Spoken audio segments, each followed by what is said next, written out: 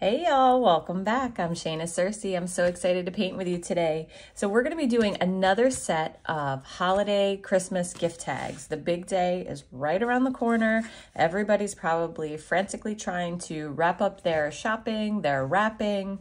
If this is the holiday that you celebrate, this is a big deal for you, and there's lots going on this time of year. So I'm going to do, a lot of you may have already seen the 8 holiday watercolor gift tags from last year. That video has been very popular this year. So I figured I'd do another set of these. I'm not going to do 8. I'm only going to do 4, but we can add these to the collection. The other great thing about these gift tags is they can be reusable. You do not have to toss these out with the wrapping paper as soon as someone opens their gift. You can take it back from them. If you want to label them with a to and a from, you can either do it on the back of the gift tag. You can punch holes in them and tie them to the gift with ribbon. You can just stick them with tape. You can put the to and from on the front, or you can just use it as your own kind of marker for who gets what gifts. So something that I'm going to do this year, I use gift tags like this each year, and I collect them at the end of the present unwrapping period, and I save them and I use them again. But what I'm going to do this year is I'm going to have multiple gift tags that are the same or similar, and those are going to go on all of the gifts for one person. So I know that all those gifts are marked with the bell for maybe my son or my husband, and then someone else is going to get all of the bluebirds or the Christmas trees or the wreaths or you know, the candy canes, whatever you decide to paint. So you can paint multiples of one and then assign them to a person, and that way you don't even have to write a to and from. You just know the bells all go to this particular person. And then they will actually start to recognize them. This could be really fun, I think, with littles who are going to get gifts and just learn their symbol and year after year after year. And if you have to paint a few more one year or use a few less one year because of the number of gifts, no big deal. But you don't have to recreate all of them each year. So I thought that would be a little bit of fun. Let me know what you guys think or how you would use these hand-painted holiday gift tags in the comments, and how you use them if you already do hand-painted ones. Okay, so we're gonna get started. Let's go over supplies and materials. Don't forget to check out the description of this video for a list of supplies and materials that I use. I, of course, go over them in the video itself.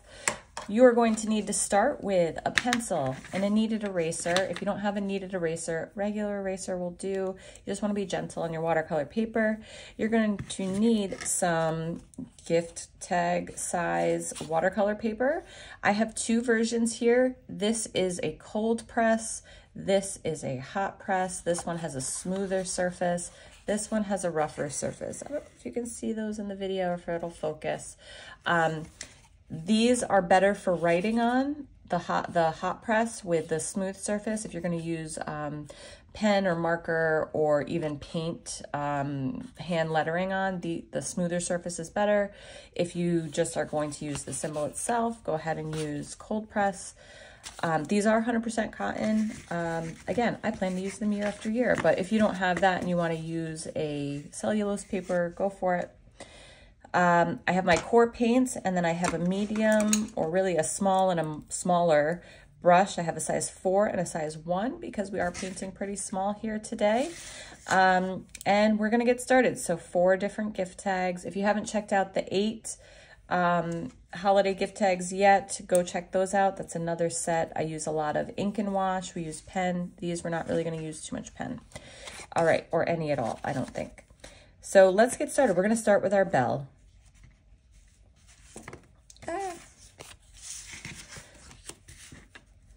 All right, so I'm using a piece of hot press paper. So this is smoother on the surface. It's just a slightly different painting experience than the hot press. You don't need as much water in general, so just keep that in mind. I'm going to start with the drawing phase. So the first thing we're going to do, and I'm going to go quickly through this because I want to get these in a reasonable amount of time, but feel free to pause the video, rewind the video to be able to follow along. So I'm going to put a line down the center. It does not have to be perfect. I am going to guesstimate here. This is about 2 ruler widths wide. So I'm just going to kind of stick it in here. If you want to just hand draw your line down the center, go for it. So a nice light line right down the center. This is just going to help me keep things symmetrical. Along the bottom, we're going to do a curved line like so. And actually, I'm going to move mine up a little bit. I want to leave room for my little ringer. So curved line. And then just above that, parallel to that same line, a slightly shorter curved line. Hopefully y'all can see that. I'll draw a little darker than I normally would, just so I can be sure you're seeing what I'm seeing. Once that's done, I'm going to add the sides. They're slightly angled outward. You can see this, they're on an angle. And now I have the bottom of my bell. We can put a ringer down here. You can kind of put this wherever. You can put it off to the side, further off to the side, straight down the middle. I just put mine slightly off to the side. And now the bell itself, I already see a problem. So the line down the center is really helpful because it helps keep things symmetrical on both sides. And I can already see that my curve on this side is slightly shorter than my curve on this side. I'm not gonna let that deter me. All I'm gonna do is simply lengthen this one just a tiny bit. But you can easily see that when you have that line down the center and it's separating things versus just drawing it freehand. All right, so we're gonna go to the top of the bell. I'm gonna leave some room on top because I wanna add a bow. And I'm just gonna start with a little curve at the top like this. So a slight rainbow shape. And then I'm gonna go down one side in and flare out just a little bit. So a slight S curve. Now, what's great about the line down the center is it helps you be able to judge that same S curve on the other side so they are closer to symmetrical. Otherwise, it's really easy to kind of get off track and get a little wonky. So there's that bell shape. Let's put the bow on top. Square in the center or rectangle, but we're keeping ours pretty square. And then basically 2 truncated triangles coming out from that. And then you can round off the edges.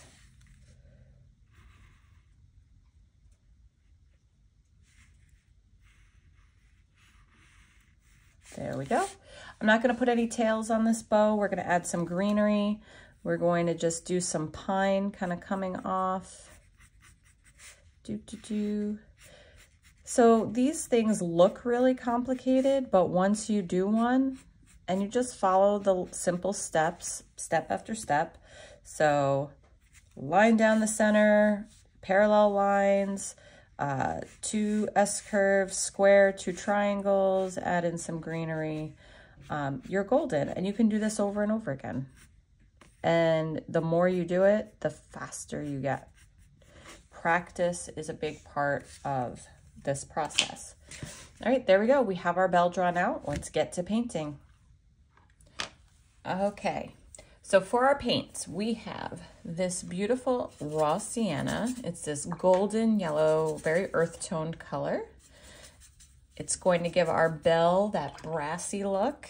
And I'm also gonna pull out a little Diarylide Yellow, which is a brighter, warmer yellow. Gamboge yellow could work really well, or I don't know.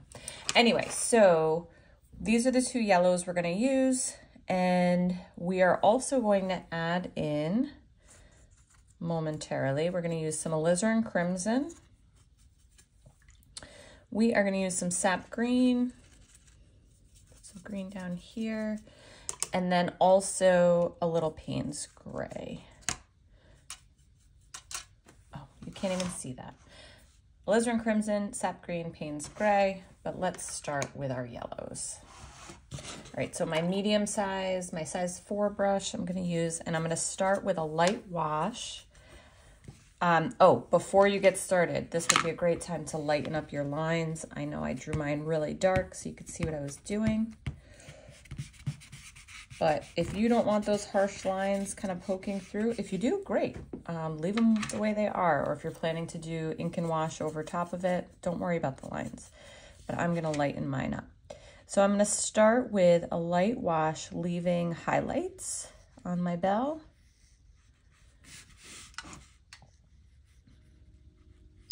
And the highlights I'm just gonna leave in white for right now.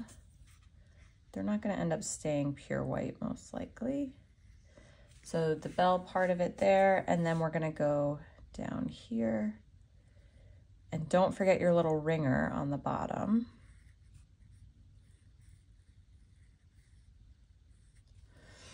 All right, there's our first layer. Let me paint in that little ringer down below.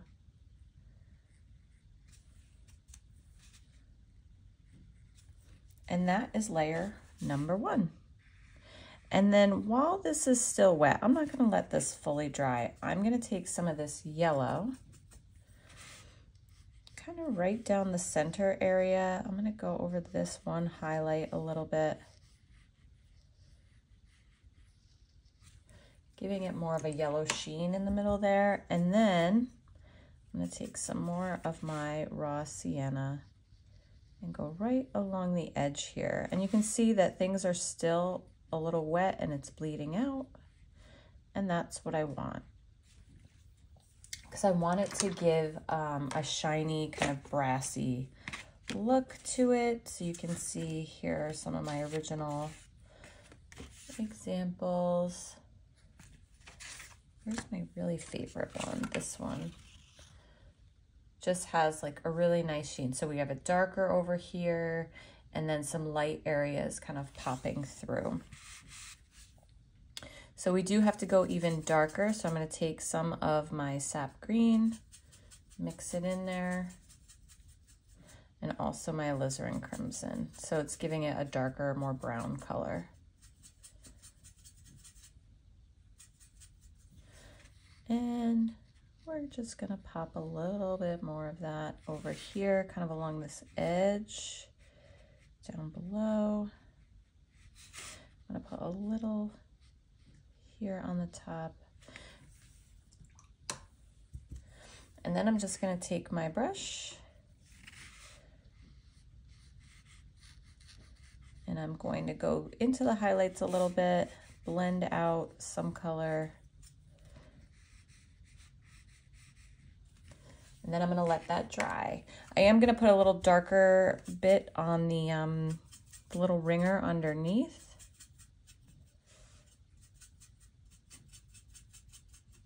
Just picking up some more of that red and that green.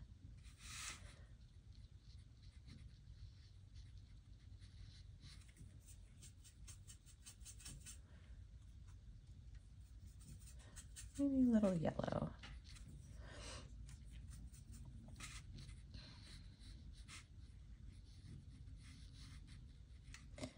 And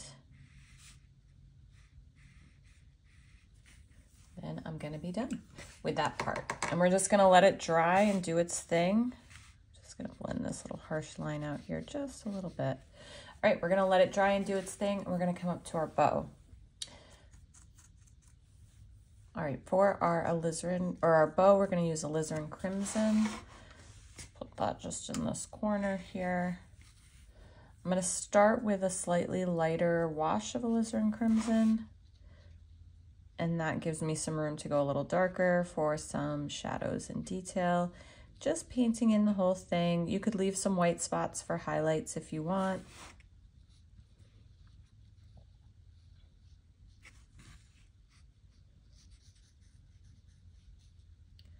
And then we're going to let that dry as well before we add in a little bit more.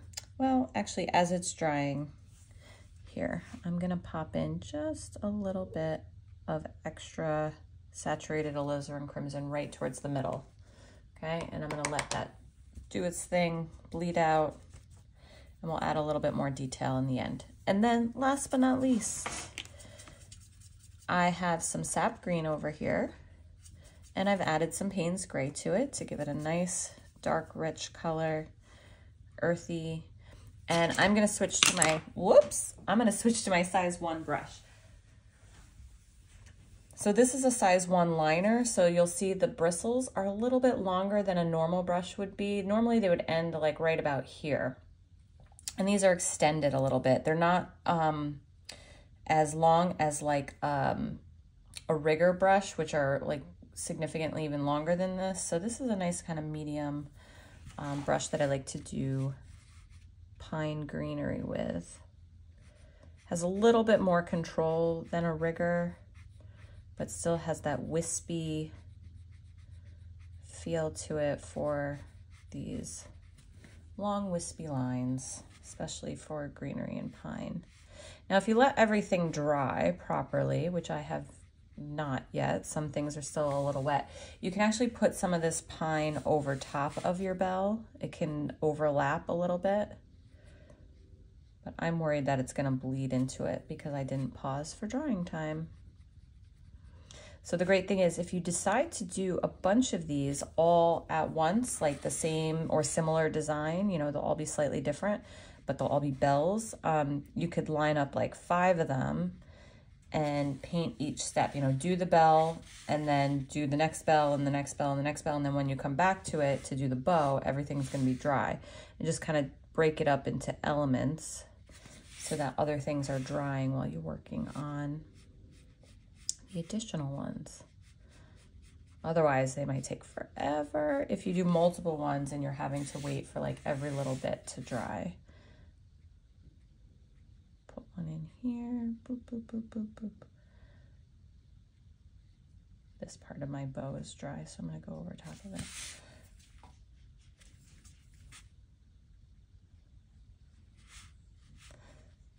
There you go. And you can add more layers and get as fancy as you want. But again, these are gift tags, so we don't want to go too crazy and spend a whole year making a masterpiece. And then it accidentally gets lost in the wrapping paper.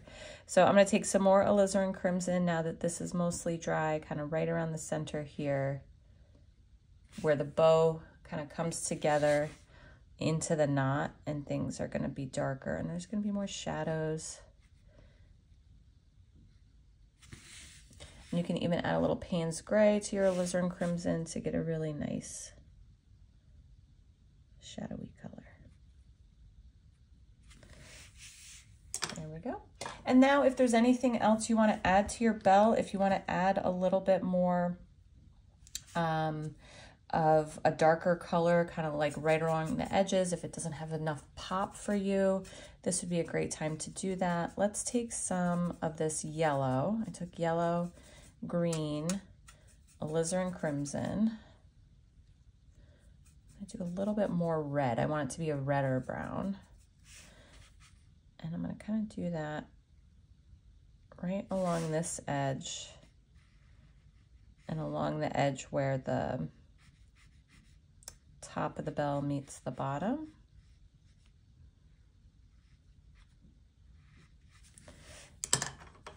And then I'm going to take my slightly larger, my size 4, and just blend that out a little bit. But it just gives it a little bit more contrast, a little more oomph. To let those other slightly lighter, those medium tone areas really shine and look more right under the bow to make that look like a little shadow. I know everything else seems to, the lighter areas seem to glow just a little bit more than the darker areas. I don't know if I love this highlight here. Okay, but we're gonna move on because we can't fuss around with these forever. We're gonna move on to our next one. So get that drawing pencil back out. There, that feels a little bit better. And we are going to move on to a bluebird in a scarf. Who doesn't want a bluebird in a scarf? So So this little fella, and he has, or she has, 2 different eyes here that I showed you. I'll just explain how to do those. But we are going to draw this one. Now I did a bluebird, a winter bluebird video, I think 2 videos back, and everybody was asking. The outline is available for that in the Studio Crew, so you can definitely get the outlines in there. But people are asking me to draw, and sometimes things are just, I don't want to draw on camera, or I'm not confident enough to draw certain things on camera, because you're just going to watch me erase lines a lot. But this one I can show you how to draw. It's pretty simple. Let's start with an oval, like a slightly diagonal oval. This is going to be part of the body, and then we're going to put another oval right here. It's going to overlap with the bottom one on top. This is going to be the base of the body for our bird. And then we're going to attach the ovals together. The tail is going to go off screen here. We just didn't have enough room for it. And then the bottom of the body is attached pretty much the same way. It might have a little indent here for the neck. So it just indents slightly kind of where the neck is. And that is the base for our bird. We're going to put a diamond-shaped beak over here. Beautiful. And then for the eye, whether you're doing an open eye, so an open eye would be a circle, and then the pupil would be inside. You're going to leave a white ring and a white highlight inside and a white ring around the outside. But if you didn't want to do an open eye and you wanted to make it look like the bird was like smiling, you're just going to do just like a little upside down shape there. And then we are going to add on, when we paint this, well, actually, let's add on the scarf. The scarf is just a rectangle, like a bowed rectangle around where the neck would be. And then we'll make the tail kind of float out from here. You can add tassels. Cute. All right, so let's put this birdie on a branch, very simple. And then for the feet, we're going to give it like very simple, nondescript feet, just kind of sticking out from the bottom. And then you can add greenery and all kinds of other things. And then for our wing, the wing is just going to be painted and it's going to go right into the tail, just along here, along the back. And that's it. Simple birdie. You don't have to get more elaborate than that. So let's give this birdie some color. First, we're going to start with Ultramarine.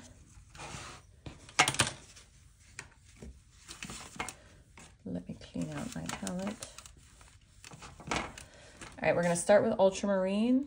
It's this lovely blue color. You could use cerulean. You can make your bluebird any blue color you want, really. I'm going to stick with Ultramarine, which is a nice warm blue. So the head of this birdie is going to be all blue. And then the body, well, not the whole body, just the wing kind of going down to the tail. I'm going to leave some white spots in it. We're going to come back in with a little darker blue after this dries, just to give it a little texture, to add some more blue towards the top, so it's a little darker.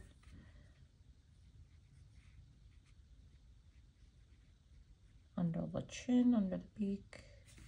All right, and then we're just gonna let that dry. And we're gonna go work on some other elements. We're gonna go to the branch really quick. So remember we had that Sap Green and Alizarin Crimson. When you mix these two together, they make a beautiful brown. So look at that, beautiful brown. Green and red are opposite each other. They're complementary colors on the color wheel. And when they're mixed together, they'll either make a gray or a brown or a neutral color, depending on their composition and how much you mix of each of them. So we're just going to add in the branch below this birdie. It doesn't have to be complicated. Just give her somewhere to sit. You can add other branches off of it if you want. And you can make it darker kind of right under where she is. Done and done. All right, this is drying. Let's go into the scarf and then we'll add the belly. So let's go back to Alizarin Crimson for the scarf.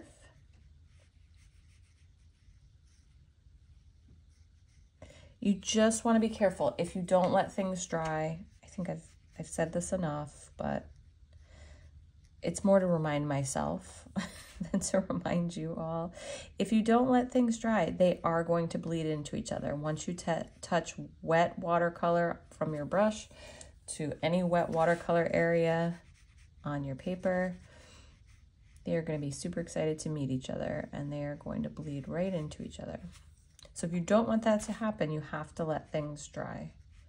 If you do want that to happen, go for it.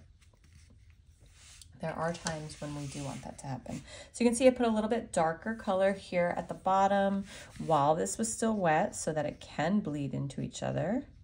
And same thing here at the base, just giving it a little something, a little dimension. Okay, last we have to do the belly and the beak and the eye. The belly we're going to keep also simple. So if you have Alizarin Crimson and that Diarylide Yellow or like a warm yellow, you can make an orange. Or if you have an orange in your palette, great. So Alizarin Crimson and yellow. This is too red for me. This is a little bit better up here. So we're just going to take that orange, and now the belly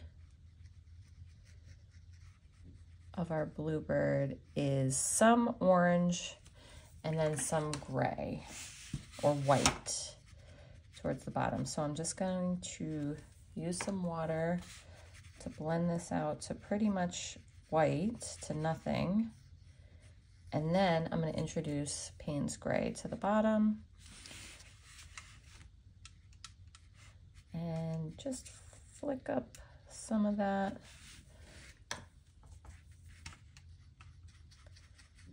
Blend together. And then right towards the top here, let's add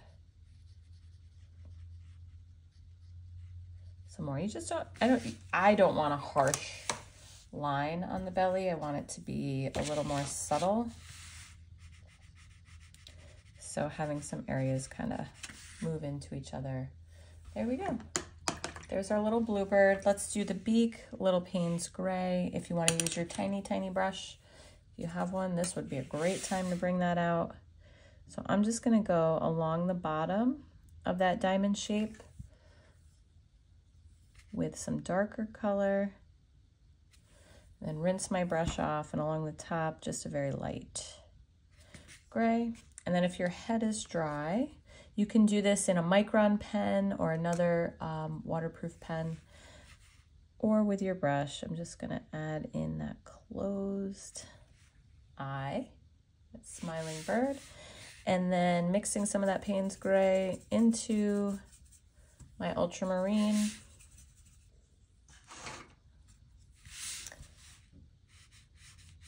Give our birdie a few feathers with our little brush, kind of going down the wing here, into the tail.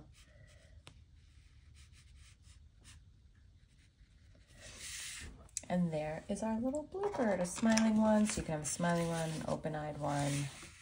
Lots of little bluebirds with scarves. So you can vary them, even though they're the same kind of overall design, you can vary them. So this one has some greenery. You can definitely add that in, just like we did the bell. Little sap green and that #1 brush, a liner, a rigger.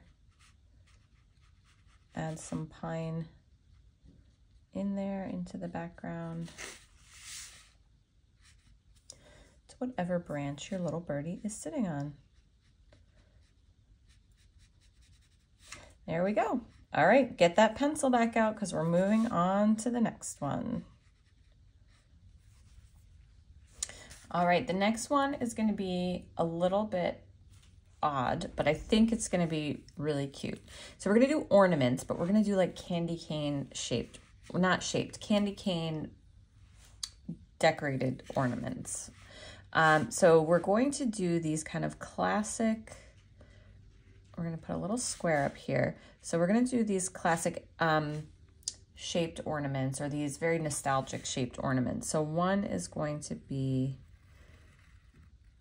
like the long kind of teardrop shaped bulb like this. Okay, you can, again, you can draw a line down the center to help you get symmetrical sides on this if that's really important to you. So we're going to do a different one over here, but this one, let's draw a line down the center. This one is going to come out wide and then come back in.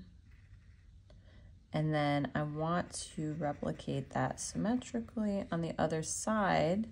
But it's difficult when you have really far to go. So you can see I kind of went off the rails over here and went too far out. But it's easier to course correct when you have a center that you're working with. And again, it's slightly off. So these are hard to do something symmetrical. There are lots of different tips and tricks. Drawing with two hands at one time, yada, yada. Okay, so let's get rid of the center lines. And they're both gonna have strings that go up to the top. You could put a third one down here in the middle. Let's do a third, like, longer one again.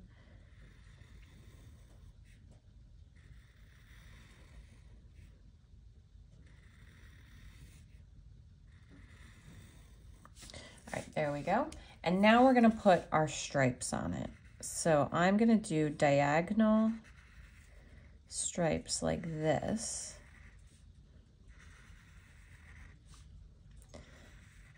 And I'm gonna do these in red and white, all of them. So they're gonna have like a candy cane kind of look and feel. And I think I'm gonna add another like red line. I'm not gonna draw it in, I'll paint it in. Okay, so here are our striped little bulbs. We are definitely gonna lighten these up because we're gonna be using the white of the paper for the white of the candy cane. And I'm gonna use Alizarin Crimson. That is a question mark, yes.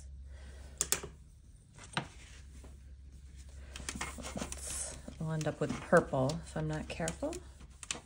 All right, so let's get that Alizarin Crimson out here.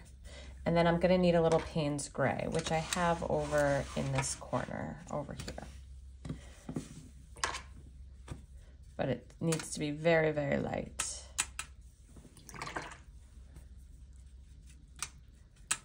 All right, so the first thing I'm gonna do is I'm going to keep my light source on this side. So I'm gonna put a shadow, a very light Payne's Gray shadow along the side of each of these.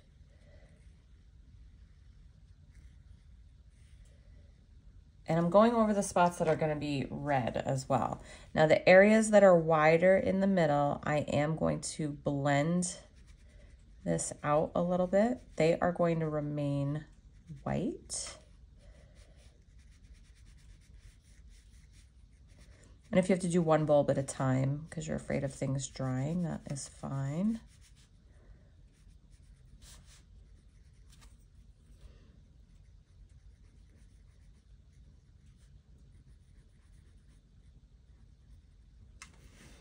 All right, so I have my gray areas and now it's time to do the red. You want that to dry before we put our red down. So let's get out some really bright Alizarin Crimson. Now I'm gonna do one bulb at a time here. And I'm doing the thinner areas. It really doesn't matter, I guess, but I'm doing the thinner striped areas as my stripes. And I'm doing multiple stripes at a time, but just one bulb at a time. So I'm not gonna move on to the next bulb. I'm gonna rinse my brush off. And I'm gonna blend this out.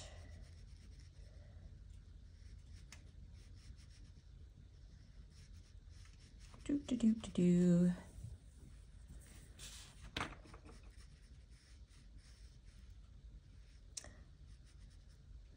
Red and white is just such a striking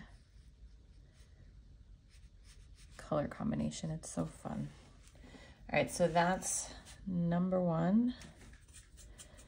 And if you're feeling spicy, you can even go in with a little Alizarin Crimson and Payne's Gray right on the edge while those are still wet. Add a little bit even darker color, give it a little more oomph.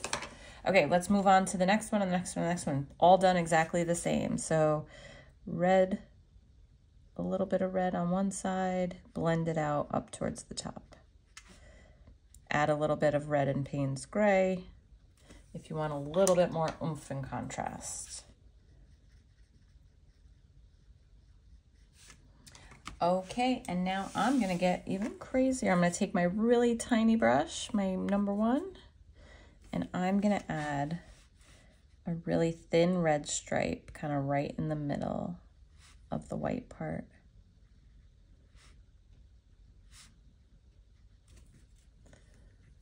And you know what, maybe I'll only do it on this shape. There we go. Bold. Oh, this just needs to be blended out a little bit better.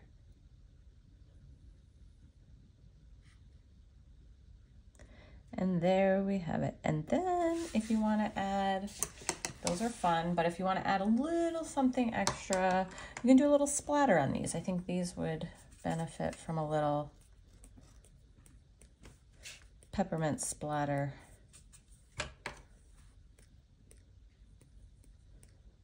Little sparkle. And then, oh, I forgot to add in with our tiny little brush. We're going to use some of that raw sienna for like a gold color. And we'll put that right at the top here in our little bauble kind of clasp holders that hold the ornament together. And then we'll do a little gold string right up to the top.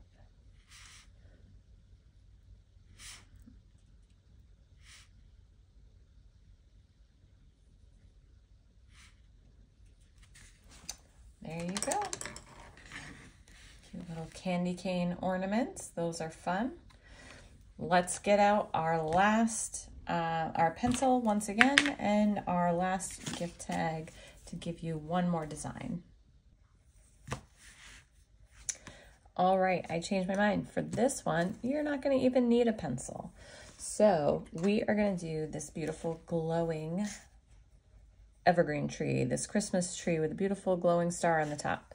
So to get this look, we're actually going to paint our tree first in yellow and then in green. All right, so we're going to start with this Diarylide Yellow, or very warm yellow color. Move that in there.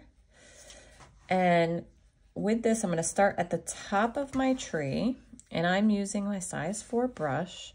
I'm going to start with basically just sweeping motions down, okay? And I'm going to use the side and the point of my brush, and I am going to start from the top and work my way down. So the center of the trunk is here. I want to cross that line and go out this way and this way, and this way and this way. And again, I'm getting down on the side of my brush and then back up on the tip of my brush to get both combinations of long, thin, and wide strokes. I'm going to paint this all the way down, leaving some white spaces. Boop, boop, boop, boop, boop, boop, boop, boop, boop. The more you think about this type of tree painting, the harder it becomes. You just gotta let your brush kind of float back and forth from side to side, crossing that center line. Don't worry about protecting that middle, okay? So you could leave it like that. Beautiful yellow Christmas tree. You could have all different color trees like this. That still translates as a tree. All right, we'll give it a trunk. I just used the brown I made earlier with our Alizarin Crimson and Sap Green. Give it a little trunk on the bottom. Can even rinse off the brush and blend a little bit of the color from that trunk out both ways to give it a ground line. So now it has a little bit of a shadow. Looks like it's on the ground. All right, so now we're gonna put the green over top of this. I'm gonna take my Sap Green and I'm just gonna start at the top just like I did before. And I'm gonna work my way down, but making sure to leave some space for the yellow to shine through, both on the edges and in the center. So painting it the same way, where I left some white space, you're just doing that again, and it's gonna give our tree kind of a glowy feel to it. And then we're gonna add the little star on top.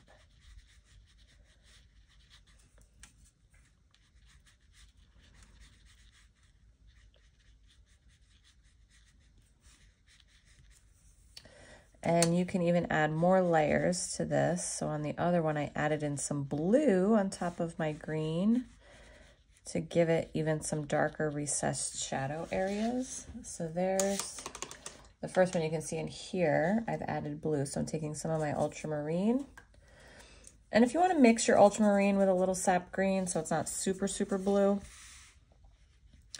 go for it. But I'm going to put this like even towards the center. And again, I'm not repainting over the whole thing. I'm leaving lots of the second layer and the first layer kind of shining through. I'm just adding additional contrast. Darker recessed areas.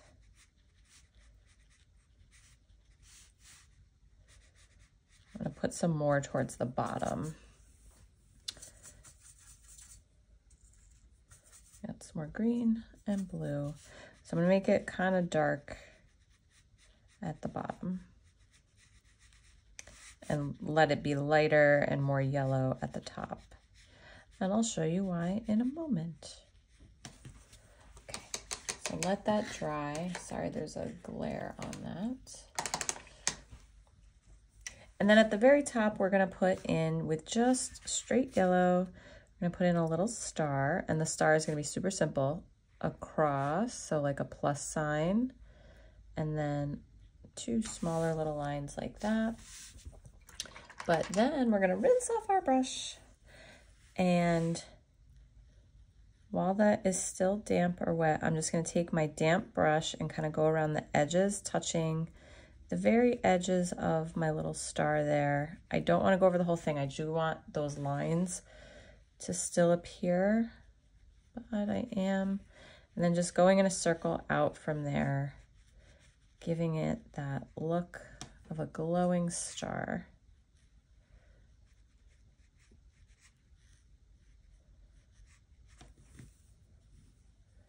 I added a little more yellow, I cheated. All right, there we go. We have our nice bright Christmas tree star. No other decorations. I'm just leaving it kind of plain as an evergreen tree with this beautiful star on top. So there are our 4 new designs. These are all a little bit more in depth, a little more drawing, but super fun and super simple. You can definitely repeat these over and over again. Great for a beginner.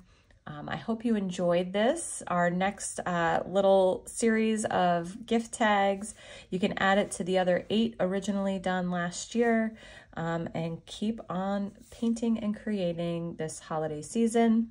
Thank you so much for joining me. Don't forget to check out the description of the video for links to supplies and materials, the list of colors I used, as well as go to my channel and you can find that other video, the 8 holiday Christmas gift tags that I did last year. And also you can find the Studio Crew Classroom for other in-depth projects, paintings, more with outlines, supply lists, etc., etc. All right, y'all, thank you so much for watching, and we'll see you soon.